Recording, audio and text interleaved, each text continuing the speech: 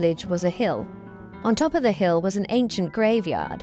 The graveyard was surrounded by a rusty iron fence. The old house stood at the bottom of the hill. It was the closest house to the graveyard.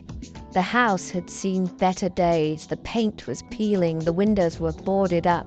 The yard was overgrown with weeds. It looked sad, lonely. A nice change from the city.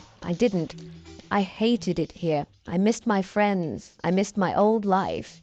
And I really hated our new house. Don't worry, my mum said. You'll grow to love it here. I doubted it. The house felt cold. It felt like someone was watching me. I felt uneasy. Like I shouldn't be here. I wished we had never moved here. There were creaks and groans. There were whispers and moans. I pulled the blankets over my head. I told myself it was just the house settling. But I knew it was more than that. Something was wrong here. Something was in the house with me. I could feel it, watching me, waiting for me.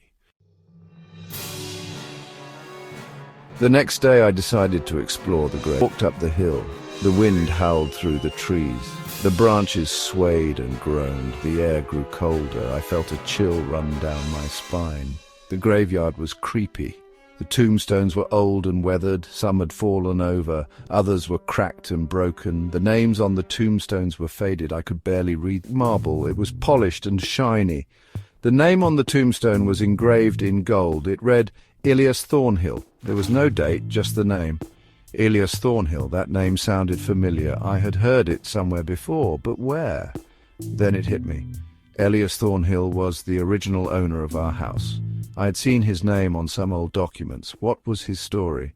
In the hallway, I heard voices whispering my name. I saw shadows moving in the darkness. I was terrified.